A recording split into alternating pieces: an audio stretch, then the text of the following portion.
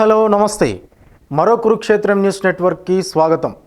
ఇవాళ మధ్యాహ్నం సమయంలో వచ్చినటువంటి ఒక రెండు వార్తాపత్రికలు తెలంగాణ రాష్ట్ర రాజకీయాలకు సంబంధించినటువంటి అంశాలు, అటు V6 డిజిటల్ కావచ్చు, ఇటు దిశ డైనమిక్లో ప్రధానంగా చూస్తే ఇవాళ రెండవ రోజు తెలంగాణ శాసనసభ సమావేశాలు, వర్షాకాల సమావేశాలు 6వసారి జరుగుతున్నటువంటి నేపథ్యంలో ఇవాళ రెండవ రోజు సందర్భంగా కాళేశ్వరం నివేదిక ఏదైతే పీసీ ఘోష్ కమిషన్ ఇచ్చినటువంటి రిపోర్ట్ ఉన్నదో దాన్ని కూడా శాసనసభలో ప్రవేశపెట్టడం జరిగింది. దాంతోపాటుగా పెన్ డ్రైవ్లలో ప్రతి ఒక్క ఎమ్మెల్యేకు కూడా ఆ రిపోర్టు తాలూకు ఒక PDF కూడా ప్రతి ఒక్క ఎమ్మెల్యేకు ఇండివిజువల్గా పెన్ డ్రైవ్లో పంపించడం జరిగింది. ఈ నేపథ్యంలోనే బీసీ రిజర్వేషన్లకు సంబంధించినటువంటి అంశం అయితే ప్రస్తుతం హైలైట్ అవుతూ ఉన్నది. రాష్ట్ర వ్యాప్తంగా ఉన్నటువంటి డిమాండ్తో పాటు బీసీ రిజర్వేషన్లు ఏవైతే 42% ఖచ్చితంగా ఇస్తాము, 600 అయినా సరే స్థానిక సంస్థల ఎన్నికల్లో బీసీలకు 42% రిజర్వేషన్ ఇచ్చిన తర్వాతనే ఆ ఎన్నికలకు మేము వెళ్తాము అని చెప్పి కాంగ్రెస్ సర్కార్ అయితే ఉడుం పట్టుబట్టినట్టుగా కూర్చున్నది. సో దానికి సంబంధించినటువంటి అంశం అయితే కనిపిస్తుంది మిత్రులారా. స్వయంగా రేవంత్ రెడ్డి శాసనసభలో చెప్పినటువంటి అంశం 600 అయినా సరే బీసీలకు 42% రిజర్వేషన్లు, బలహీన వర్గాలకు న్యాయం చేస్తాం, బీఆర్ఎస్ తెచ్చిన చట్టాలే గుదిబండగా మారినాయి, గవర్నర్ మాజీ సీఎం సాన్నిహిత్యంతోనే బిల్లులు ఆగినాయి, దమ్ముంటే కేసీఆర్ను అసెంబ్లీకి రమ్మని చెప్పండి, సభకు వచ్చి సలహాలు ఇస్తే పెద్దరికం నిలిచేది కదా. అంతే కదా, 10 సంవత్సరాలు ముఖ్యమంత్రిగా పనిచేసినటువంటి వ్యక్తి తన అనుభవాన్ని, తన ఆలోచనలను రంగరించి రాష్ట్ర ప్రయోజనాలను, భవిష్యత్తు ప్రణాళికలను, రాష్ట్ర అభివృద్ధి కార్యక్రమాలను దృష్టిలో పెట్టుకొని శాసనసభకు వచ్చి ఒకసారి తన వాదాన్ని వినిపిస్తే ఆయన పెద్ద మనిషితనాన్ని నిలబెట్టుకున్నట్టే అయితే తప్ప ఆయన గౌరవానికి ఎలాంటి భంగం కలగదు కదా అని చెప్పి కూడా తెలంగాణ సీఎం రేవంత్ అయితే ఆయన యొక్క భావజాలాన్ని వ్యక్తం చేయడం జరిగింది. కల్వకుంట్ల కాదు, కల్వకుంట అంటే బీసీలు, ఎస్సీలు, ఎస్టీలు, ఓసీలు, బీసీలు కల్వకుంట చేసేటటువంటి ఫ్యామిలీ అది కల్వకుంట్ల ఫ్యామిలీ కాదు అని చెప్పి కూడా స్పష్టంగా చట్టసభ వేదికగా ఆయన చెప్పడం జరిగింది. ఎవరిని కలవనీయకుండా చూసే కుటుంబం అది. మున్సిపల్ చట్ట సవరణ బిల్లుపై చర్చలో సీఎం రేవంత్ రెడ్డి 600 అయినా బీసీలకు 42% రిజర్వేషన్లు ఇస్తామని సీఎం రేవంత్ రెడ్డి తేల్చి చెప్పారు. బీసీ రిజర్వేషన్ల కోసం డెడికేషన్ కమిషన్ను ఏర్పాటు చేశామని, అమలుకు చిత్తశుద్ధితో పనిచేస్తున్నట్లు వెల్లడించారు. ప్రస్తుతం ఈ అంశం రాష్ట్రపతి దగ్గర ఉందని, ఈ బిల్లును ఆమోదించాలని కేంద్రానికి ఎన్నోసార్లు విజ్ఞప్తి చేసినట్లు కూడా వివరించారు. ఇక ఈ బిల్లును ఆమోదించాలని, దానికి సంబంధించిన కంటిన్యూషన్ మనకు 3వ పేజీలో ఉన్నది. ఈ బిల్లును ఆమోదించాలని ఢిల్లీలో వాస్తవానికి ప్రియాంక గాంధీ గారి నేతృత్వంలో కాంగ్రెస్ ఎంపీలు బీసీ రిజర్వేషన్లకు సంబంధించి పార్లమెంటు ఆవరణలో ఎన్నోసార్లు ధర్నా చేయడం జరిగింది, నిరసన చేయడం జరిగింది, ఆందోళన కూడా వ్యక్తం చేయడం జరిగింది. మరి అలాంటప్పుడు బీఆర్ఎస్ ఎంపీలు కూడా రావచ్చు కదా అని చెప్పి కూడా ఆయన ఆ విషయాన్ని అయితే లేవనెత్తిండు. బీఆర్ఎస్ ఎంపీలు ఆ సమయంలో ఎందుకు రాలేదని ప్రశ్నించిండు. బీసీ బిల్లుపై ఎమ్మెల్యే గంగుల అభినందిస్తారని తనకు తెలుసు, కానీ ఆయన వెనుకున్న వారు ఒత్తిడి తెస్తున్నారని ఫైర్ అయ్యారు. గతంలో బీఆర్ఎస్ తెచ్చిన 2 చట్టాలు గుదిబెండగా మారాయని విమర్శించారు. బలహీన వర్గాలు ఒకరినొకరు అవమానించుకొని ఇతరుల ముందు పలుచన కావద్దని సూచించారు. ఇక మున్సిపల్ చట్ట సవరణ బిల్లుపై అసెంబ్లీలో చర్చ సందర్భంగా సీఎం రేవంత్ రెడ్డి అయితే ఈ రకంగా మాట్లాడారు. కేసీఆర్ అసెంబ్లీకి వస్తే బాగుండేది కదా అని చెప్పి కూడా ఆయన యొక్క వాదాన్ని వ్యక్తపరిచిండు. కల్వకుంట్ల కుటుంబం అంటే కల్వకుండా చూసే కుటుంబం, బలహీన వర్గాల అభివృద్ధిపై బీఆర్ఎస్కు చిత్తశుద్ధి లేదని సీఎం రేవంత్ రెడ్డి అన్నారు. వారిది కల్వకుంట్ల కుటుంబం కాదు, బీసీలు, ఓసీలు కల్వకుండా చూసే కుటుంబం. వారికి బీసీ రిజర్వేషన్లు ఇవ్వడం ఇష్టం లేదు. గంగుల కమలాకర్ వారి మాయలో పడొద్దు. 2018లో బీఆర్ఎస్ తీసుకొచ్చిన పంచాయతీరాజ్, మున్సిపల్ చట్టాలు గుదిబండగా మారాయి అని చెప్పి కూడా మళ్ళొకసారి నొక్కి ఒక్కానించి చెప్పినట్టుగా అయితే తెలుస్తూ ఉన్నది మిత్రులారా. ఇది ప్రధానంగా బీసీ రిజర్వేషన్లకు సంబంధించినటువంటి అంశం అయితే ప్రధానంగా V6 డిజిటల్ మధ్యాహ్నం 2 గంటల సమయంలో వచ్చినటువంటి వార్తాపత్రికలో లేటెస్ట్గా కనిపిస్తున్నది. ఇక దాంతోపాటుగా పరస్పర విశ్వాసంతోనే ఇండియా చైనా సంబంధాలు మళ్ళీ తిరిగి పునరుద్ధరించబడ్డాయంట. ఎందుకు అనంటే 7 ఏళ్లుగా తీసుకుంటే భారత ప్రధాని నరేంద్ర మోదీ చైనా ప్రధానితో కావచ్చు, చైనా సమాజంతో కావచ్చు, వ్యాపారపరమైనటువంటి ఒప్పందాల విషయంలో కావచ్చు 7 ఏళ్లుగా దూరంగా ఉన్నటువంటి సంగతి తెలిసిందే. అయితే అమెరికా ప్రభుత్వం ఓ పక్క అధిక సుంకాలు, అధిక టారిఫ్లు విధిస్తున్న నేపథ్యంలోనే ఆసియా ఖండంలోనే 2 పొరుగు దేశాలు అతిపెద్ద వాణిజ్య ఒప్పందాలకు తెరలేపే విధంగా అతిపెద్ద శక్తిగా ఇవి ఎదగాలనుకుంటున్నాయి. కాబట్టి అటు రష్యాతో ఎలాగో మనకు సానుకూల దృక్పథంతో వాళ్ళు స్పందిస్తూ ఉన్నారు, రష్యాతో మనకు మిత్రత్వమే ఉన్నది కాబట్టి ఇటు చైనాతో కూడా మనం మళ్ళీ ఆ పాత స్నేహాన్ని కనుక కొనసాగిస్తే ఖచ్చితంగా అమెరికా లాంటి అగ్రరాజ్యాన్ని కూడా మనం దెబ్బకొట్టొచ్చు అనే ఉపాయంతోనే వీళ్ళిద్దరు కూడా చేతులు కలిపినట్టయితే ప్రపంచ రాజకీయ వర్గాలైతే చర్చించుకుంటున్నటువంటి నేపథ్యంలో ప్రధాని నరేంద్ర మోదీ చైనా అధ్యక్షుడు జిన్పింగ్తో భేటీ అయినటువంటి ఫోటో అయితే ప్రస్తుతం సోషల్ మీడియాలో వైరల్ అవుతూ ఉన్నది. కైలాష్ మానస సరోవర్ యాత్ర పునఃప్రారంభం అవుతుందట. ఇరు దేశాల మధ్య విమానాల రాకపోకలపై ప్రస్తావన వచ్చిందట. మిత్రులు మంచి పొరుగు దేశాలుగా ఉండాలన్న జిన్పింగ్.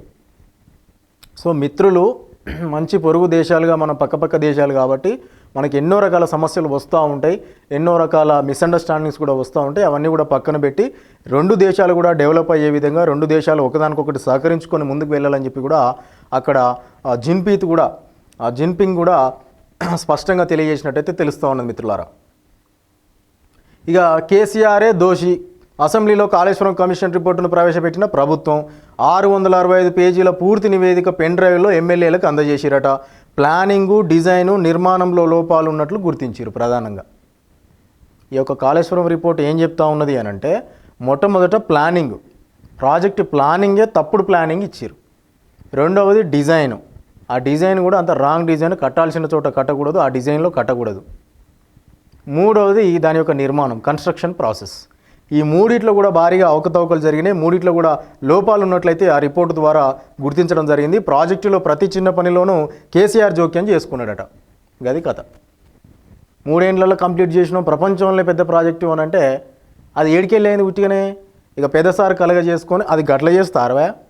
మీ ఇంజనీర్లకు ఏం తెలియదు, అంతా నేను చెప్పినట్టు చేయాలని చెప్పి ప్రతి చిన్న మైన్యూట్ విషయంలో కూడా అక్కడ ఇంజనీరింగ్ టెక్నిక్స్ ఫాలో అవ్వాల్సినటువంటి ఇంజనీర్లను కూడా ఫాలో కానియకుండా చేసి పూర్తి స్థాయిలో నేనే పెత్తనం చేసి నా చెమట నా రక్తం ఓడిసి నేను కట్టినా అంటే ఇవాళ అది కట్టి 3 ఏళ్ళు అయింది, అప్పుడే కుప్పకూలిన పరిస్థితి ఏర్పడుతుంది. కాబట్టి కేసీఆరే పూర్తి స్థాయిలో దోషి అనేటటువంటి బయటకు అయితే వస్తున్నటువంటి నేపథ్యంలో ఉద్దేశపూర్వకంగానే తమ్మిడేటి నుంచి మేడిగట్టుకు మార్చిండట. ఆయన తప్పుడు నిర్ణయాల వల్లే ప్రజాధనం మొత్తం కూడా దుర్వినియోగమైంది. కాంట్రాక్టర్ల లబ్ధికే అంచనాల పెంపు నిబంధనలు సడలింపు చేసిరు. ఎస్కే జోషి, స్మితా సబర్వాల్ పనితీరును తప్పుపట్టినటువంటి కమిషన్. 2వ పేజీలో పూర్తి స్థాయి ఇన్ఫర్మేషన్ ఉందట, ఒకసారి చూద్దాం. ఇక చూడండి, కాళేశ్వరం కమిషన్ రిపోర్టును రాష్ట్ర ప్రభుత్వం అసెంబ్లీ ముందుకు తీసుకొచ్చింది. కాళేశ్వరం ప్రాజెక్టు అవకతవకలపై జస్టిస్ పీసీ ఘోష్ కమిషన్ సమర్పించిన నివేదికను సభలో ప్రవేశపెట్టింది. కాళేశ్వరం కమిషన్ నివేదికను ఎమ్మెల్యేలకు పెన్ డ్రైవ్ల రూపంలో అందజేసింది. ఇప్పటికే కాళేశ్వరం కమిషన్ రిపోర్టులోని ప్రధాన అంశాలను ప్రభుత్వం బయటపెట్టింది. ఇప్పుడు 665 పేజీల పూర్తి నివేదికనైతే శాసనసభలో తీసుకొచ్చింది. మంత్రులందరికీ ఈ రిపోర్టు కావాల్సినప్పుడు ఈ రిపోర్టు కాపీలను కూడా వెంటనే అప్పటికప్పుడే పంపించిందట. ప్లానింగు, డిజైను, నిర్మాణంలో లోపాలు ఉన్నట్లయితే కమిషన్ ప్రధానంగా గుర్తించింది. ఇక అదే కాళేశ్వరం రిపోర్టు పైన 4 గంటలకు పైగా చర్చ జరిగిందట మిత్రులారా.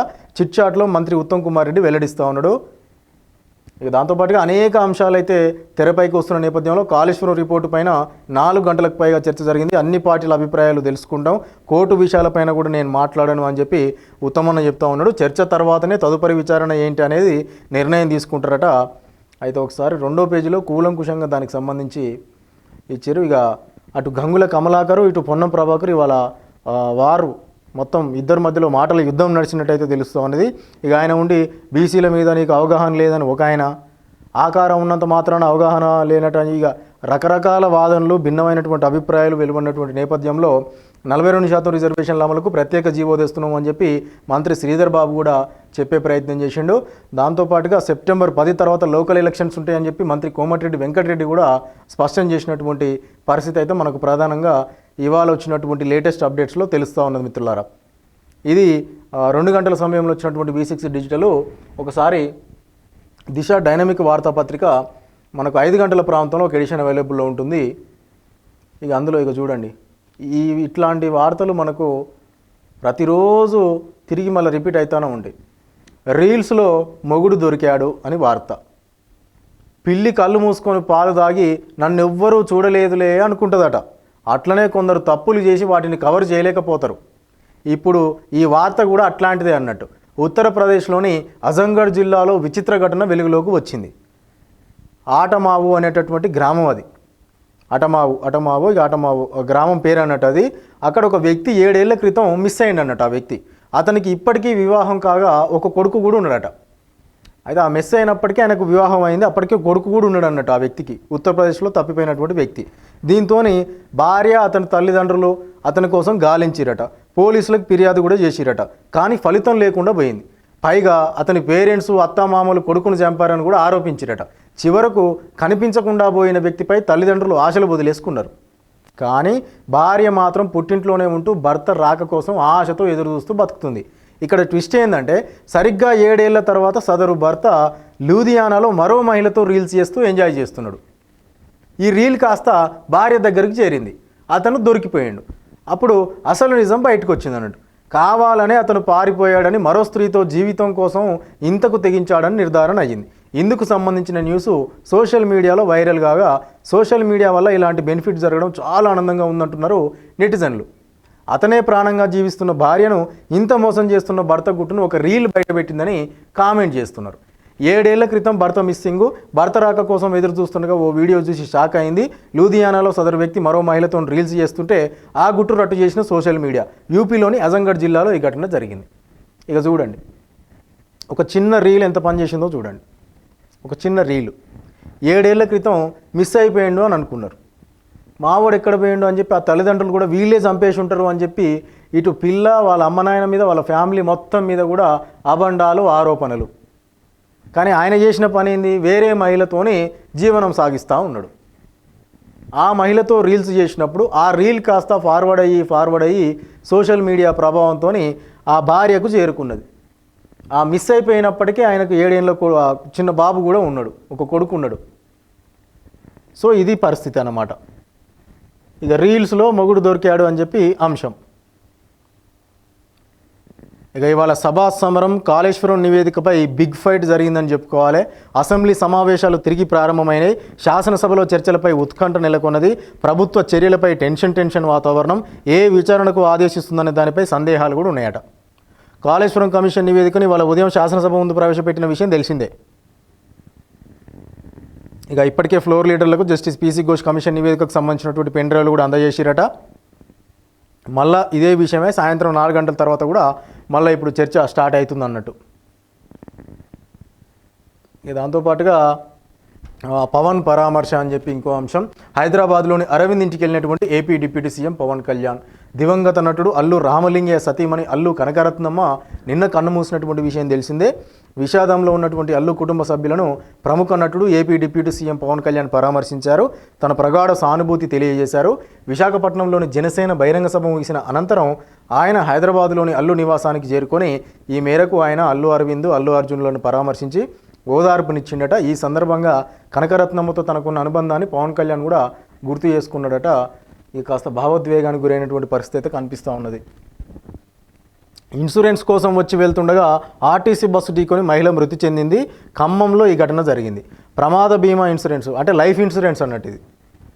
లైఫ్ ఇన్సూరెన్స్ అనేది ప్రమాద బీమా ఇన్సూరెన్స్ కొరకు ఖమ్మం వచ్చి వెళ్తున్నటువంటి దంపతులను ఆర్టీసీ బస్సు ఢీకొనడంతో మహిళ మృతి ఘటన ఖమ్మంలో చోటు చేసుకున్నది. వివరాల్లోకి వెళ్తే ఏన్కూరు మండలం కేసుపల్లి గ్రామానికి తమిశెట్టి వెంకటేశ్వర్లు, భార్య లక్ష్మి 45 సంవత్సరాలు ఉంటాయి. ఖమ్మంలోని ఒక ఇన్సూరెన్స్ కంపెనీలో ప్రమాద బీమా పాలసీ మనకు బయట ఉంటాయి కదా, అంటే ఏదైనా యాక్సిడెంట్లో చనిపోతే డబ్బులు వస్తాయని చెప్పి ప్రమాద బీమా పాలసీలు ఉంటాయి. సో ఒక రకంగా అది లైఫ్ ఇన్సూరెన్స్ అని చెప్పుకోవచ్చు. మనకి ఏమైనా అయితే డబ్బులు వస్తాయి అన్నట్టు. అయితే ఆ ఇన్సూరెన్స్ కోసం వచ్చి తిరిగి వెళ్ళేటప్పుడు ఆర్టీసీ బస్సు ఢీకొని పాపం అమాయకమైనటువంటి మహిళ చనిపోయిన ఘటన ఖమ్మం జిల్లాలో చోటు చేసుకున్నది. ఇక ప్రాణం తీసిన ఈత సరదా. స్నానానికి వెళ్ళి 3 గల్లంతయ్యారు. 2ని కాపాడిన ట్రాక్టర్ డ్రైవరు గంటసేపు శ్రమించి డెడ్ బాడీ వెలికి తీసిరట. గట్ల కొమరంభీం ఆసిఫాబాద్ జిల్లాలో ఈ ఘటన జరిగింది మిత్రులారా. స్నానానికి వెళ్ళినటువంటి మిత్రులు 3 గల్లంత అయితే పాపం ఒక 2నైతే ట్రాక్టర్ డ్రైవరు మరి అక్కడ దగ్గరలో అందుబాటులో ఉన్నట్టుంది పాపం ట్రాక్టర్ డ్రైవరు. ఆ ట్రాక్టర్ డ్రైవర్ ఒక 2ని కాపాడింది. కానీ గంట సేపు శ్రమించిన తర్వాత ఆ మిగతా వ్యక్తి 3వ వ్యక్తి చనిపోయినట్టు తెలుస్తూ ఉన్నది. గంట సేపటి తర్వాత ఆయన డెడ్ బాడీ కూడా దొరికినట్టు తెలుస్తూ ఉన్నది. ఇక మధ్యాహ్నం సరదాగా స్నేహితులు ఆసిఫాబాద్ పట్టణానికి చెందినటువంటి అయాను, రియాన్లతో సమీప బంధువైనటువంటి జైనూరు మండలంలోని పాట్నాపూర్కు చెందిన షేక్ మహబూబు ఈ 3 కలిసి కూడా ఈతకు పోయిరట. మరి ఈత వస్తుందా రాదా పాపం వాళ్ళు అక్కడ నీళ్ళల్లో గల్లంతైనటువంటి పరిస్థితి. ఇక మహబూబు చనిపోవడంతో అంటే వీళ్ళిద్దరు ఎట్లా అట్లా బయటపడ్డరు. కానీ అంటే అయాను, రియాన్కి అయితే ప్రమాదం తప్పింది. పాపం మహబూబ్ అయితే చనిపోయినట్టు తెలుస్తూ ఉన్నది. కుటుంబ సభ్యుల యొక్క రోదనలు కూడా మిన్నంటినట్టు తెలుస్తూ ఉన్నది మిత్రులారా. ఇక కన్న తల్లే భారమైంది అని చెప్పి ఇంకో అంశం, పట్టించుకోని కొడుకులు పోలీసులను ఆశ్రయించినటువంటి ఆ తల్లి. కనిపించిన తల్లిని కంటికి రెప్పలా చూసుకోవాల్సినటువంటి కొడుకులే భారంగా భావించారు. కన్న బిడ్డల తీరుతో మనస్తాపం చెందిన ఓ వృద్ధురాలు పోలీసులను ఆశ్రయించింది. వివరాల్లోకి వెళ్తే హుజురాబాద్ మండల పెద్దపాపయ్యపల్లి గ్రామానికి చెందినటువంటి 80 ఏళ్ల వృద్ధురాలు శనిగరపు లక్ష్మి తన 3 కొడుకులపైన పోలీసులకు ఫిర్యాదు చేసిందట. తాను కష్టపడి పెంచి పెద్ద చేసినటువంటి కొడుకులు తనను సరిగా చూసుకోవడం లేదని, కనీసం భోజనం కూడా పెట్టకుండా మానసికంగా శారీరకంగా వేధిస్తున్నారని ఆమె పాపం ఆవేదన వ్యక్తం చేసింది. ఈ విషయం మీదనే హుజురాబాద్ సిఐ కరుణాకర్ వెంటనే ఆ కొడుకులను పోలీస్ స్టేషన్కు పిలిపించి కౌన్సిలింగ్ కూడా ఇచ్చిండట. తల్లిని ప్రేమగా జాగ్రత్తగా చూసుకోవాల్సిన బాధ్యత వారిపై ఉందని, 3 కలిసి ఆమెను పోషించాలని సిఐ కొడుకులను గట్టిగా మందలించి, తల్లి ఈమె పేరు మరి శనిగరపు లక్ష్మి అన్నట్టు 80 ఏళ్ళు ఉంటాయి, ఈ తల్లి లక్ష్మిని ఆ 3 కొడుకుల వెంట పంపించిండట. సిఐ పాపం పుణ్యం కట్టుకున్నట్టే. ఇక నిత్య పెళ్లి కొడుకు నిత్య పెళ్లి కూతురు వార్తలు మనకు కొత్త కాదు కదా. నిత్య పెళ్లి కొడుకు అని చెప్పి ఇంకో వార్త, పెళ్లి పేరుతో దగ్గరే యువతుల డబ్బు నగదుతో పరారైతాడు అన్నట్టు. పలుమార్లు జైలుకి వెళ్ళొచ్చిన అతడితో ఎన్నిసార్లు జైలుకు పోయినా ఆయన మార్పు లేదన్నట్టుగా అదే పని చేస్తుండు. జైలుకు పోతుండు, వస్తుండు, మళ్ళీ కొత్త పెళ్ళిళ్ళు చేసుకుంటుండు, వాళ్ళ దగ్గర బంగారం తీసుకుంటుండు, డబ్బు తీసుకుంటుండు, పరారైతుండు అన్నట్టు. ఇప్పటికే 4 అమ్మాయిల్ని మోసం చేసిండట ఈ వ్యక్తి. ఇక ఆయన 4తో దిగిన ఫోటోలు ఇక చూడు, మంచిగా దండలు వేసుకొని పెళ్లి చేసుకున్నట్టే ఫోటో దిగిండు, నిజంగా చేసుకున్నట్టే. ఇటువంటి నిత్య పెళ్లి కొడుకులు ఈ రకంగా తయారవుతారు సమాజంలో. ఇక కేరళను చూస్తే అసూయ కలుగుతోంది. దేశంలోనే 100% అక్షరాస్యత సాధించిన తొలి రాష్ట్రం కేరళ. అంతే కదా మరి, అంతే కదా. ఎందుకంటే భారతదేశంలో లిటరసీ రేట్ ఎక్కువ ఉన్నటువంటి స్టేట్ ఏదైనా ఉంది అంటే అది కేరళ. అక్షరాస్యత పవర్ ఎక్కువ ఉంటుంది ఆడ రాష్ట్రానికి ఆదాయం ఎంత వస్తుంది ఏం కథ అనేది తర్వాత సంగతి పక్కన పెడితే, ఏ రేంజ్లో చైతన్యం ఉంది అనేది పక్కన పెడితే, ఫస్ట్ ఆఫ్ ఆల్ ఎడ్యుకేషన్కి ఇంపార్టెన్స్ ఇస్తారు వాళ్ళు. లిటరసీ రేట్ ఎక్కువ ఉంది అందుకే కేరళలో. సో కేరళను చూస్తే అసూయ కలుగుతోంది అని చెప్పి తెలంగాణ రాష్ట్ర ముఖ్యమంత్రి రేవంత్ రెడ్డి అయితే ఆసక్తికరమైనటువంటి వ్యాఖ్యలు చేసినట్టు తెలుస్తూ ఉన్నది. 100కు 100% అక్షరాస్యత సాధించినటువంటి తొలి రాష్ట్రం కేరళనేనట. ఇక్కడ అమలవుతున్నటువంటి వయోజన విద్య రాష్ట్రాలన్నిటికీ కూడా ఆదర్శం. కేసీ వేణుగోపాల్ పేదలు అణగారిన వర్గాల కోసం పోరాడతారు అని చెప్పి కూడా ఆయన గుర్తు చేసిండు. ఇక 10వ తరగతి 12వ తరగతి విద్యార్థులు కనుక తీసుకుంటే ఆ విద్యార్థులు అత్యుత్తమ ప్రతిభను గుర్తించి వారిని ప్రోత్సహించడానికి, వారిలో ఒక స్ఫూర్తిని నింపడానికి కూడా ఈ అవార్డులు, మెరిట్ అవార్డులు ఏవైతున్నాయో ఎంతో దోహదపడుతున్నాయి అని చెప్పి కూడా చెప్పిండు. ఇక ఈ ఏడాది 100% ఫలితాలను సాధించినటువంటి 150 పాఠశాలల్లో దాదాపు 3500కు పైగా ప్రతిభ కలిగినటువంటి విద్యార్థులకు అవార్డులు అందిస్తున్నారని చెప్పి కూడా. కేరళలో ఎడ్యుకేషన్ పరంగా అనేక రిఫార్మ్స్ తీసుకొచ్చి అనేక వినూత్నమైనటువంటి మార్గాలను వాళ్ళు అనుసరించి మొత్తానికైతే ద బెస్ట్ ఎడ్యుకేషన్ పాలసీస్ అయితే వాళ్ళు ఫాలో అవుతున్నటువంటి కనిపిస్తూ ఉన్నది. ఇక బాబోయ్ పులి భయాందోళనల్లో ఓసీపీ కార్మికులట. సెల్ ఫోన్లో చిత్రీకరించిన డ్రైవర్ పులి సంచారం అబద్ధమని ఎఫ్ఆర్ఓ చెప్తున్నాడు. ఇక కొమరంభీం ఆసిఫాబాద్ జిల్లా తిర్యాని మండలం బెల్లంపల్లి ఏరియాలోని ఖైరిగూడ ఓసీపీ ప్రాంతంలో నిన్న రాత్రి పెద్ద పులి సంచరించడంతో సింగరేణి సెక్యూరిటీ గార్డులు, కార్మికులు కూడా భయపడ్డారట. వెంటనే ఓసీపీ ప్రాంతంలోని ఎస్ఎండ్పీసీ చెక్పోస్ట్ సమీపంలో సింగరేణి రహదారిపైన పులి తిరుగుతుండగా డ్రైవర్ సెల్ ఫోన్లో చిత్రీకరించిండు. కాగా ఈ విషయమై తిర్యాని ఎఫ్ఆర్ఓ శ్రీనివాస్కు ఫోన్ కాల్లో వివరణ కోరగా పులి సంచారంపై తమకు ఎలాంటి సమాచారం లేదని, అది పాత వీడియో అని ఆయన తెలిపిండట. అది పాత వీడియోనా ఇప్పటి వీడియోనా మరి ఏమైనా ఏ జనరేటెడ్ వీడియోనా? ఎందుకంటే ఇప్పుడు ఆర్టిఫిషియల్ ఇంటెలిజెన్స్తోని ఉన్నది లేనట్టు లేనిది ఉన్నట్టు రకరకాలుగా చూపిస్తూ ఉన్నారు సోషల్ మీడియాలో. మరి అది ఎంతవరకు వాస్తవికత ఉన్నదనేది ఆ ఫారెస్ట్ అధికారులే బయట పెట్టాలి. ఇక 3 గంటల ప్రాంతంలో కూడా మనకు ఒక దిశ డైనమిక్ ఎడిషన్ అయితే అవైలబుల్లో ఉంటుంది. రాష్ట్ర రాజకీయాలకు సంబంధించి లేటెస్ట్ అప్డేట్స్. 2 కిలోమీటర్లు మోయాల్సిందే. బొజ్జుగూడలో మహిళకు అనారోగ్యం, వైద్యం కోసం వెదురుతట్టపై మోత, ఆపత్కాలంలో ఆదివాసీల అవస్థలు. చూడండి, ఈ ఆదిలాబాద్ ఏజెన్సీ ప్రాంతమే అయి ఉంటుంది ఖచ్చితంగా. ఈ ఫుటేజ్ చూడగానే చెప్పొచ్చు మనం, ఆ వార్త చదవాల్సిన పని కూడా లేదు. ఎందుకు అనంటే ఆదిలాబాద్ జిల్లాలో ప్రధానంగా తీసుకుంటే ఏజెన్సీ ఏరియాలో కొన్ని ఊర్లకి రోడ్లు లేక అక్కడ గ్రామస్తులు, స్థానికులు, ప్రజాప్రతినిధులు, నాయకులు పార్టీలకు అతీతంగా రోడ్ల మీదకి వచ్చి ధర్నాలు చేస్తున్నటువంటి పరిస్థితి చూస్తున్నాం.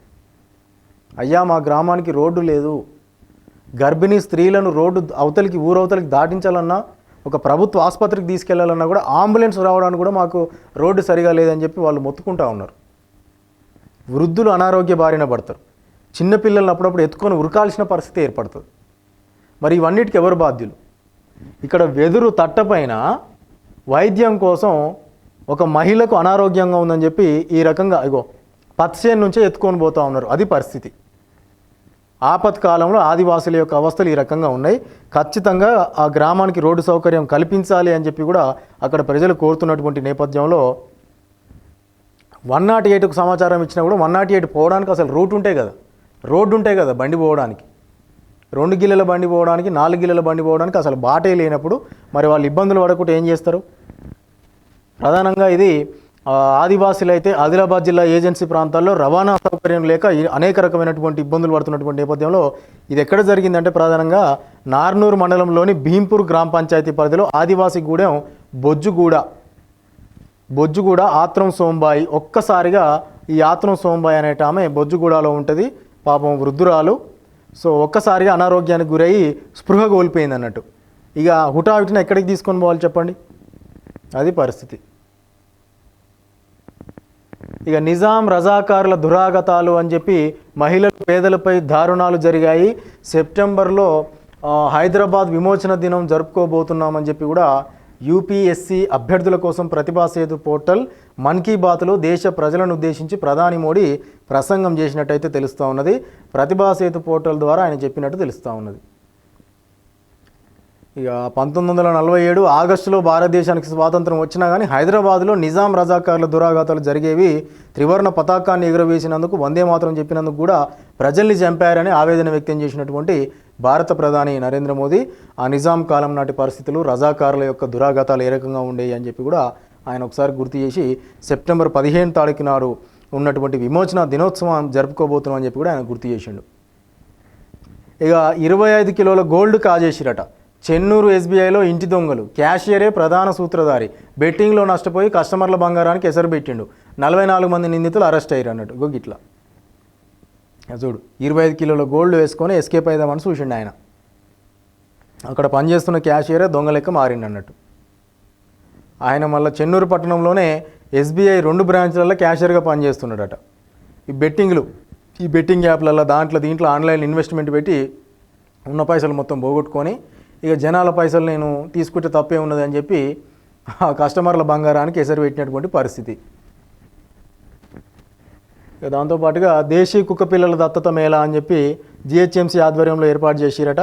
దేశీ కుక్క పిల్లలకు సురక్షిత హోం సంరక్షణ, వీధి కుక్కల బెడద లేకుండా చూసేందుకే జిహెచ్ఎంసీ ఆధ్వర్యంలో మేళా ఏర్పాటు చేసిరట. ఈ మేళాను ఆదివారం ఖైరతాబాద్ జోనల్ కమిషనర్ అనురాగ్ జయంత్తో కలిసి జిహెచ్ఎంసీ కమిషనర్ ఆర్వి కర్ణన్ అయితే ప్రారంభించారట. ఇవాళ ఉదయం 7 గంటల నుంచి 10 గంటల వరకు 3 గంటల పాటు కొనసాగింది అన్నట్టు ఈ మేళా. ఇక పలు రకాల దేశీ కుక్కల యొక్క దత్తత తీసుకునే విధానం, వాటి సంరక్షణ గురించి కూడా అక్కడ వివరించారు కావచ్చు. ఇక బావిలో దూకి వివాహిత ఆత్మహత్యకు పాల్పడ్డదట. ఇది గుజిలాపురంలో జరిగింది ఈ ఘటన. తన వ్యవసాయ పొలంలో బావిలో దూకి వివాహిత ఆత్మహత్య చేసుకున్నది. ఈ సంఘటన ప్రధానంగా మోత్కూరు మున్సిపాలిటీ పరిధిలోని గుజిలాపురంలో ఇవాళ చోటు చేసుకున్నది. కాసగాని సరిత ఆమె పేరు, 36 సంవత్సరాలు ఉంటాయి. వెంకన్న ఆయన భర్త పేరు, మహిళ భర్త పేరు వెంకన్న, ఇద్దరు కూడా భార్యాభర్తలు. సరిత ఇవాళ తన వ్యవసాయ బావిలో దూకి ఆత్మహత్యకు పాల్పడ్డది. పోలీసులు బావిలో నుంచి మృతదేహాన్ని బయటికి తీయించి కేసు దర్యాప్తు చేపట్టారు అన్నట్టు. మృతురాలికి అయితే భర్తతో పాటు కుమారుడు, కుమార్తె కూడా ఉన్నారట. ఒక కొడుకు, ఒక బిడ్డ ఉన్నారట. మరి ఎందుకు బావిలో దూకి చనిపోవాలని చూసిందో వివరాలు బయటకు వస్తాయి కావచ్చు. ఇక బీజేపీ స్టేట్ ఆఫీస్ వద్ద హైటెన్షన్. రాహుల్ దిష్టిబొమ్మ దానానికి మహిళా మోర్చా ప్రయత్నించింది. అడ్డుకున్న పోలీసులు పలువురు అరెస్టు కూడా అయ్యారు అన్నట్టు. అయితే ఓటర్ అధికార యాత్రకు సంబంధించి ఏదైతే బీహార్లో రాహుల్ గాంధీ గారి అధ్యక్షతన జరుగుతూ ఉన్నదో అక్కడ ప్రధానమంత్రి తల్లిని దుర్భాషలాడారు అని చెప్పి వస్తున్నటువంటి ఆరోపణల నేపథ్యంలోనే బీజేపీ స్టేట్ కార్యాలయం దగ్గర కాస్త ఉద్రిక్త పరిస్థితి అయితే ఇవాళ మధ్యాహ్నం మనం చూసినాం మిత్రులారా.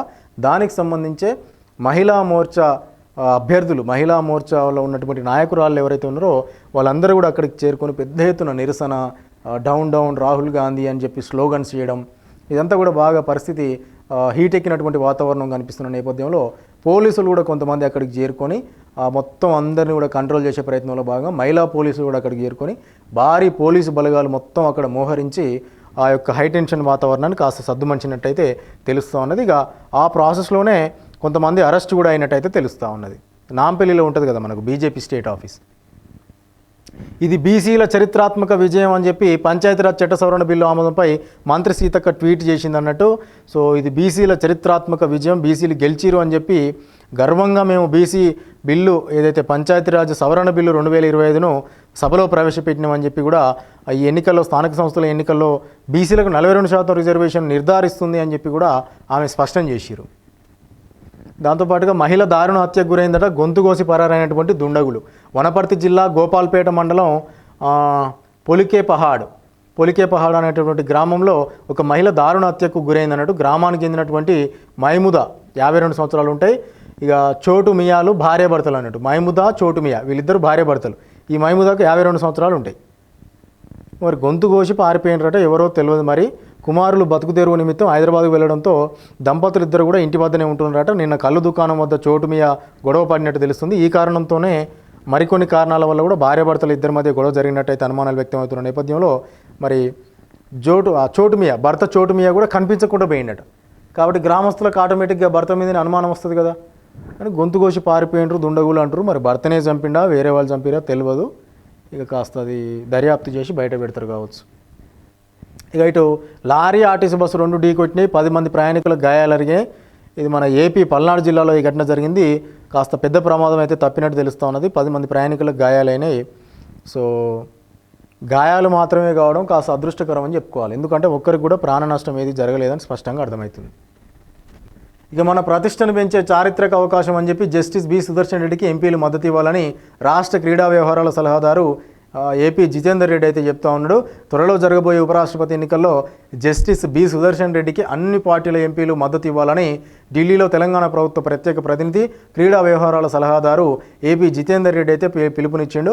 ఇవాళ ఆయన న్యూఢిల్లీలో జస్టిస్ సుదర్శన్ రెడ్డిని మర్యాదపూర్వకంగా కలిసి విశేష్ కూడా చెప్పిండు అన్నట్టు. మంత్రి పదవి రేసులో ఉన్న మరోసారి MLA Malreddy Rangareddy hot comments చేసిండు. తాను కూడా మంత్రి పదవి రేసులో ఉన్నానంటూ కాంగ్రెస్ ఎమ్మెల్యే మల్లెడ్డి రంగారెడ్డి మరోసారి హాట్ కామెంట్స్ చేసిండు. ఎందుకు ఈ సందర్భంలో ఈ కామెంట్స్ చేసిండు అని అంటే, గవర్నర్ కోటాలో ఎమ్మెల్సీగా అజారుద్దీన్ని చేసి ఆ తర్వాత క్యాబినెట్లోకి మంత్రిగా తీసుకోవాలనే ఉద్దేశంతో కాంగ్రెస్ హైకమాండ్ ఉన్న నేపథ్యంలో నాకెందుకు మంత్రి పదవి దక్కొద్దు అనే ఉద్దేశంతో మంత్రి పదవి రేసులో నేను కూడా ఉన్నా అని చెప్తా ఉన్నాడు. జూబ్లీహిల్స్ రేసు నుంచి అజారుద్దీన్ని తప్పించి జూబ్లీహిల్స్ స్థానంలో ఒక బీసీ బిడ్డకు అవకాశం కల్పించి కాంగ్రెస్ పార్టీ అటు మైనారిటీ కోటాలో తీసుకున్నా ఇటు హైదరాబాద్ జిల్లా కోటాలో తీసుకున్నా అజారుద్దీన్ అనేటటువంటి ఒక మైనారిటీ బిడ్డకు గవర్నర్ కోటాలో ఎమ్మెల్సీగా ఇచ్చి క్యాబినెట్లోకి తీసుకునే ప్రయత్నం చేస్తూ ఉన్నది. అదే గవర్నర్ కోటాలో కోదండరామ్ గారికి కూడా ఎమ్మెల్సీ ప్రకటించినారు వాళ్ళు. ఈ నేపథ్యంలోనే ఆ మంత్రి పదవి రేసులో నేను కూడా ఉన్నా అని చెప్పి మన మల్రెడ్డి రంగన్న చెప్తున్నాడు.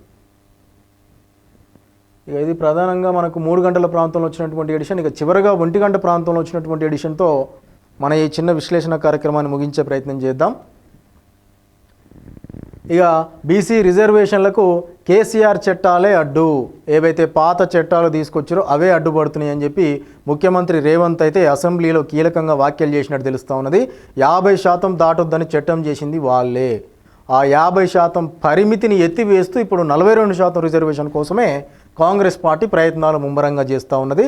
అందుకే మేము ఆర్డినెన్స్ తెచ్చి గవర్నర్కు పంపాం, దాన్ని కూడా రాష్ట్రపతికి పంపేలా చేశారు, ప్రధాని అపాయింట్మెంట్ కోరితే ఇవ్వలేదు అని చెప్పి అసెంబ్లీలో ఆసక్తికర వ్యాఖ్యలు చేసిండు. ఇక దాంతోపాటుగా ఫ్లాష్ బీసీ బిల్లుకు సభ ఆమోదం. నేడు సభలో పెట్టిన 42% బీసీ రిజర్వేషన్ల బిల్లుతో పాటు పంచాయతీరాజ్ మున్సిపల్ చట్ట సవరణ బిల్లులకు సభ ఆమోదం తెలిపింది. అంతకు ముందు సభలో బీఆర్ఎస్ ఎమ్మెల్యే గంగుల కమలాకర్ మాట్లాడుతూ అసెంబ్లీలో బిల్లు పెట్టి జీవో పాస్ చేయడానికి 20 నెలలు ఎందుకు టైం వేస్ట్ చేశారని ప్రశ్నించిండు. బీసీ రిజర్వేషన్లపై తమిళనాడులో అమలు చేస్తున్నటువంటి విధంగా ప్రభుత్వం చర్యలు తీసుకోవాలని సూచిస్తూ మంత్రికి అవగాహన లేదంటూ వ్యాఖ్యానించడంతో ఒక్కసారిగా అధికార పక్షం సభ్యులు అభ్యంతరం తెలిపి మంత్రి పొన్నం ప్రభాకర్ స్పందిస్తూ అపశకునాలు మాట్లాడకుండా బీసీ రిజర్వేషన్ బిల్లుకు సహకరించాలని కోరారు. బీసీ కమిషన్ మాయమైపోయిందంటూ తప్పుడు ప్రచారం చేయొద్దని సూచించారు. భారీ ఆకారం ఉంటే చాలా అవగాహన ఉన్నట్టు అని గంగులకు చురకలంటించారు పొన్నం ప్రభాకర్. ఇక కలవకుంట్ల కాదు కలవనీయని కుటుంబం అని చెప్పి ముఖ్యమంత్రి రేవంత్ చెప్పుకొచ్చాడు. దాంతోపాటుగా సెప్టెంబర్ 6న మహానిమజ్జనం ఉంటుందట ప్రకటించిన ఖైరతాబాద్ ఉత్సవ కమిటీ. సెప్టెంబర్ 6 తారీఖు నాడు ఫైనల్గా పెద్ద నిమజ్జనం మహానిమజ్జనం ఉంటుంది అన్నట్టు ఆ ఖైరతాబాద్ ఉత్సవ సమితి కూడా ప్రకటించింది. చిత్తశుద్ధి ఉంటే ఆమరణ నిరాహార దీక్ష చేయంటుండా. అయ్యా, బీసీ రిజర్వేషన్లపై సభలో సీఎంకు కేటీఆర్ సవాల్ చేసిండట. చిత్తశుద్ధి ఉంటే ఆమరణ దీక్ష చేయంటుండు. బీసీలకు 42% రిజర్వేషన్లపై అసెంబ్లీ చర్చ సందర్భంగా బీఆర్ఎస్ వర్కింగ్ ప్రెసిడెంట్ కేటీఆర్ కీలక వ్యాఖ్యలు చేశారు. రాష్ట్రంలో ఓబీసీ మంత్రిత్వ శాఖ పెట్టాలని కేసీఆర్ గతంలో సూచించారని గుర్తు చేశారు. అంతేగాక బీసీలకు స్పీకర్, కౌన్సిల్ చైర్మన్ పదవులను ఇచ్చామని తెలిపారు. బీసీలకు న్యాయం జరగాలంటే 50% సీలింగ్ తీసేలా రాజ్యాంగ సవరణ చేయాలని కేటీఆర్ డిమాండ్ చేసిండు. ఇక ఈయన పోయిన 10 ఏళ్లలో ఎంతమందికి బీసీలకు మంత్రి పదవులు ఇచ్చుండేమో తెలియదు, కానీ ఇప్పుడు మాత్రం ఉన్న ముఖ్యమంత్రికి సవాల్ చేస్తున్నట. చర్చించి నిర్ణయం తీసుకుంటాం. కాళేశ్వరం నివేదికపై సాయంత్రం చర్చ. ఇప్పటికే రిపోర్టు కాపీలు అందరికీ ఇచ్చినాం. అసెంబ్లీ లాబీలో మీడియాతో మంత్రి ఉత్తమ్ వివరాలు వెల్లడిస్తూ ఉన్నాడు. దాంతోపాటుగా సిటీలో నీటి సరఫరాకు అంతరాయం కలిగిందట. పలు చోట్ల భారీ లీకేజీలకు మరమ్మతులు కూడా చేస్తూ ఉన్నారట. హైదరాబాద్ మహానగరంలో ఇవాళ పలు చోట్ల మంచినీటి సరఫరాకు అంతరాయం ఏర్పడ్డది. Krishna drinking water supply project KDWSP phase 3 pumping మెయిన్కు సంబంధించి పలు చోట్ల లీకేజీలు మరమ్మతులు కూడా చేస్తుండడంతో కాస్త నీళ్లు మరమ్మతులు చేసేటప్పుడు నీళ్ళు ఆపాల్సి వస్తుంది కాబట్టి ఆ రకంగా నీళ్లు ఆపే ప్రయత్నం చేస్తూ ఉన్నారట. మైలార్దేవపల్లి ఫేజ్ 3 పంప్ హౌస్ వాళ్ళను కూడా మారుస్తున్నట్టయితే తెలుస్తూ ఉన్నది. ఉదయం 7 గంటల వరకు మొత్తం 20 గంటల పాటు చేపడతారు అన్నట్టు. ఇవాళ 20 గంటల వరకు కృష్ణా డ్రింకింగ్ వాటర్ సరఫరాకు అంతరాయం ఏర్పడిందని కూడా స్పష్టం చేశారు. బైక్ అదుపు తప్పి ఒక వ్యక్తి మృతి చెందినట్టు మిత్రులారా. హాసన్పర్తి మండలం పెంబర్తిలో ఈ ఘటన జరిగింది. హాసన్పర్తి మండలం పెంబర్తి అనేటటువంటి ఆ శివారు ప్రాంతాల్లో ఏకశిలా స్కూల్ వద్ద నిన్న రాత్రి జరిగినటువంటి రోడ్డు ప్రమాదంలో కమలాపూర్ మండలం మర్రిపల్లిగూడెం గ్రామానికి చెందిన జనసేన కార్యకర్త మహమ్మద్ జియావుద్దీన్ పాపం చనిపోయినట్టు తెలుస్తూ ఉన్నది. జియావుద్దీన్ తన యజమాని పోరన్ల రాజుతో కలిసి హన్మకొండ జిల్లాకు వెళ్ళి కమలాపూర్కు వస్తుండగా బైక్ అదుపు తప్పి కింద పడడంతో ఇద్దరికి కూడా తీవ్ర గాయాలైనాయి. గాయపడ్డ వారిని వరంగల్ ఎంజీఎం ఆసుపత్రికి తరలించినా కానీ చికిత్స పొందుతూ జియావుద్దీన్ మృతి చెందడం జరిగింది. ఇక ఇటు 1,00,000 రూపాయలు అమౌంట్ 30 తులాల బంగారం ఆసిఫాబాద్లో చోరీ జరిగింది అన్నట్టు. దొంగతనం కొమరంభీం ఆసిఫాబాద్ జిల్లా కేంద్రంలో నిన్న రాత్రి దొంగలు రెచ్చిపోయారు అన్నట్టు. ఒక ఇంట్లో చొరబడి 30 తులాల బంగారం 1,00,000 రూపాయలు నగదు చోరీ చేసిరట. వివరాల్లోకి కనుక వెళ్తే ఆసిఫాబాద్ పట్టణంలో రాజంపేట అనేటటువంటి ఒక కాలనీకి పద్మ సత్యనారాయణ స్వామి పూజ కోసం అని చెప్పి ఇంటికి తాళం వేసిన సమీప గ్రామమైన గుడికి వెళ్ళిరు అన్నట్టు. ఆ ఇంటి వాళ్ళు లేరు వాస్తవానికి. ఇక రాత్రి ఆలస్యం కావడంతో అక్కడనే ఉండిపోయింది అన్నట్టు ఆ మహిళ కూడా. అయితే ఉదయం వచ్చి చూసేసరికి ఇంటి తాళాలు మొత్తం పలగొట్టి ఉన్నాయి. ఏందమ్మా ఇంటి తాళాలు తాళం వేసిపోతే తాళం పలగొట్టి ఉంది అని చెప్పి లోపలికి వెళ్ళి చూస్తే 30 తులాల బంగారంతో పాటు 1,00,000 రూపాయల నగదు కూడా మటాష్ అయిపోయింది అన్నట్టు. ఇక సత్సంబాలను కొనసాగిస్తామని చెప్పి ప్రధాని మోదీ చెప్తా ఉన్నటువంటి అంశం. జిన్పింగ్తో భేటీ సందర్భంగా మోడీ ఈ రకంగా వ్యాఖ్యలు చేసిండు. ఉప్పొంగలే గోదావరి ఉప్పొంగలే అన్నట్టు. భద్రాచలంలో 2వ ప్రమాద హెచ్చరిక జారీ అయిందట. 48 అడుగుల వద్ద ప్రవాహం కొనసాగుతూ ఉన్నది. ఎగువనున్నటువంటి ప్రాజెక్టుల నుంచి భారీగా వరద నీరు వస్తుండడంతో భద్రాచలం వద్ద గోదావరి ఉధృతంగా ప్రవహిస్తూ ఉన్నది. శుక్రవారం సాయంత్రం 7:22 సమయంలో గోదావరి 43 అడుగులకు చేరుకోవడంతో అధికారులు ఇప్పటికే మొదటి ప్రమాద హెచ్చరిక కూడా జారీ చేయగా మళ్ళా పొద్దుగాల 8:54 సమయంలో 48 అడుగులకు చేరుకోవడంతో 2వ ప్రమాద హెచ్చరిక కూడా జారీ చేసిరట. కాస్త ఆ నదీ పరివాహక ప్రాంతంలో ఉన్నటువంటి ప్రజలు అప్రమత్తంగా ఉండాలని చెప్పి అధికారులు అయితే తెలియజేస్తూ ఉన్నారు. దాంతోపాటుగా చెర్ల మండలం తాలిపేరు ప్రాజెక్టు 4 గేట్ల ద్వారా 6,414 క్యూసెక్కుల నీటిని గోదావరిలోకి వదులుతూ ఉన్నారట. పాల్వంచలోని కిన్నెరసాని ప్రాజెక్టు 3 గేట్లు ఓపెన్ చేసి 12,000 క్యూసెక్కుల నీటిని అయితే దిగువ కిన్నెరసాని నదిలోకి వదులుతున్నట్టు తెలుస్తూ ఉన్నది మిత్రులారా. ఇక దాంతోపాటుగా యూరియా కష్టాలు అని చెప్పి గద్వాలలో రైతులు భారీ క్యూ కట్టిరన్నట్టు. గద్వాల జిల్లాలో యూరియా అందుబాటులో లేకపోవడంతో రైతులు ఆందోళన చెందుతూ ఉన్నారు. గద్వాల మండల కేంద్రంలోని పిఏసిఎస్ కేంద్రానికి వాళ్ళ తెల్లవారుజామున రైతులు మహిళలు భారీగా తరలి వచ్చి ఈ రకంగా 371 మెట్రిక్ టన్నుల యూరియా వస్తుంది జిల్లాకు అని చెప్పి అధికారులు చెప్పడంతో అందరూ వచ్చి ఒకటేసారి ఆడ గుంపు కట్టిరు అన్నట్టు. ఇక తెలుగు ఫిలిం ఛాంబర్కి సంబంధించినటువంటి అంశం ఏదైతే 15% వేతన పెంపు గురించి మొత్తానికి వాళ్ళు 30% పెంచాలి వేతనాలు అని చెప్పి సినీ కార్మికులు ఉద్యమాలు చేస్తున్న నేపథ్యంలో 15% వేతనం పెంచుతున్నట్టయితే కార్మిక సంఘాలకు లేఖ రాసేటట్టు ఫిలిం ఛాంబర్ కీలక నిర్ణయం తీసుకున్నది. వేతనాలు పెంచాలని డిమాండ్ చేస్తూ తెలుగు చిత్ర పరిశ్రమ కార్మికులు బంద్ పాటిస్తున్న విషయం తెలిసిందే. ఈ నెల 3న Telugu film industry employees federation ప్రకటన విడుదల చేసింది. అనంతరం 4వ తేదీ నుంచి సమ్మె ప్రారంభం కాగా వివిధ అంశాలపై నిర్మాతలు, కార్మిక సంఘాలు, ఫిలిం ఛాంబర్ మధ్య జరిగిన చర్చలు విఫలమైనాయి. ఈ క్రమంలోనే ఎవరూ ఊహించినటువంటి విధంగా ఫిలిం ఛాంబర్ ఇలా కీలక ప్రకటన చేసింది. 15% వేతనాలు పెంచుతూ నిర్ణయం తీసుకుంటున్నట్లు ఇవాళ కార్మిక సంఘాలకు ఛాంబర్ లేఖలు పంపింది. అయితే మొదటి నుంచి 30% వేతనాల పెంపును డిమాండ్ చేస్తున్న సినీ కార్మికులు 15% వేతనాల పెంపు నిర్ణయంపై ఏ విధంగా స్పందిస్తారో కాస్త వేచి చూడాల్సినటువంటి అవసరం అయితే ఉన్నది. ఇక దాంతోపాటుగా తమ్ముడి కుటుంబంపై గొడ్డలితో దాడి చేసిండట. భార్యాభర్తల పరిస్థితి విషమంగా ఉన్నది. ఇక భూ వివాదం నేపథ్యంలో ఈ ఘర్షణ జరిగినట్టు తెలుస్తూ ఉన్నది. ఇబ్రాహీంపట్నం పరిధిలో జరిగింది. ఇది రంగారెడ్డి జిల్లా ఇబ్రాహీంపట్నం పోలీస్ స్టేషన్ పరిధిలో జరిగినట్టు తెలుస్తూ ఉన్నది. ఇక సొంత తమ్ముడి కుటుంబం పైన గొడ్డలితో దాడి చేసిరట. అటు భార్య భర్త ఇద్దరి పరిస్థితి కూడా విషమంగా ఉన్నట్టు తెలుస్తూ ఉన్నది.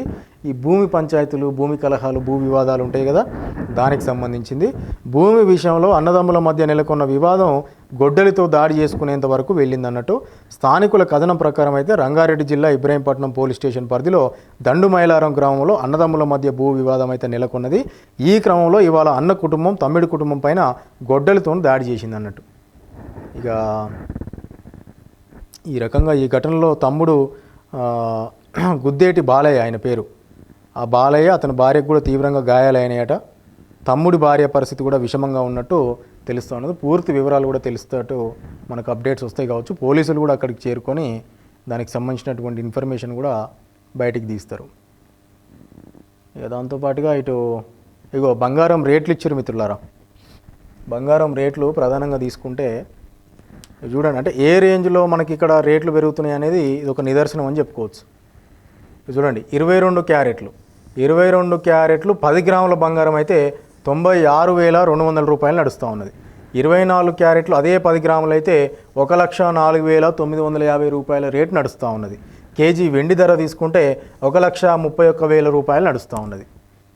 ఈ రకంగా బంగారం రేట్లు పెరుగుతూ ఉన్నాయి.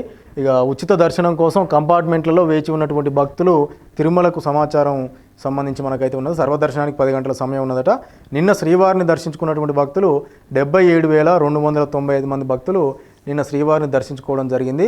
ఇక తలనీలాలు సమర్పించినటువంటి వాళ్ళు 26,779. శ్రీవారి హుండీ ఆదాయం తీసుకుంటే 3.92 కోట్లు, 3,92 లక్షలు అన్నట్టు. దాంతోపాటుగా చిన్న చిన్న వార్తలు మీరు చూడొచ్చు. ఉక్కు వ్యర్థాలతో బయో ఫెర్టిలైజర్లు అని చెప్పి డాక్టర్ సితారాష్మి సాహు ఉక్కు సంకల్పంతో ఈ రకంగా పాసిబుల్ అయిందట. ఇక అమెరికా ఇవ్వని ఆత్మానందం ప్రకృతి ఒడిలో మట్టి ఇంట్లో అని చెప్పి కూడా అమెరికాకు పోయినా కూడా అంతటి ఆనందం ఉండదు. మరి ప్రకృతి ఒడిలో మట్టి ఇంట్లో కనుక నివసిస్తే అంత ప్రశాంతత ఉంటుంది. ఇక రైతుల ఫోరేక అని చెప్పి అన్నదాతల సాధికారతే లక్ష్యంగా ఇంకో వార్త కనిపిస్తున్నటువంటి నేపథ్యం. ఇవి మిత్రులారా ప్రధానంగా మనకు తెలంగాణ రాష్ట్రానికి సంబంధించినటువంటి అంశాలు. ఇవాళ లేటెస్ట్గా ఉన్నటువంటి ఒక 2 వార్తాపత్రికల్లో ఉన్నటువంటి అంశాలు మనమైతే చూసినాం. మళ్ళీ రేపు సరికొత్త అంశాలతో మీ ముందుకు వచ్చే ప్రయత్నం ఖచ్చితంగా చేస్తాం. అయితే ముగించే ముందు ఒక చిన్న విజ్ఞప్తి మిత్రులారా, దయచేసి మా వీడియోస్కి లైక్ చేయండి, షేర్ చేయండి, కామెంట్ చేయండి. ప్రతిరోజు కూడా ఇది మీకు గుర్తు చేస్తూ ఉన్నాం ప్రేక్షక మహాశయులకు. ఎందుకంటే మీ ఆదరణే మా అభివృద్ధికి కారణమవుతుంది ఫైనల్గా. కాబట్టి మీ ఆదరణ, మీ ప్రేమ లైక్ల ద్వారా, షేర్ల ద్వారా, సబ్స్క్రిప్షన్స్ ద్వారా తెలియజేస్తారని చెప్పి మనస్ఫూర్తిగా ఆశిస్తూ సెలవు తీసుకునే ప్రయత్నం చేస్తూ ఉన్నాం. అంతవరకు సెలవు. Keep watching. Signing off. This is Giri. ఇది మరో కురుక్షేత్రం. ఇది వాస్తవాలకు మరో క్షేత్రం. ధన్యవాదాలు.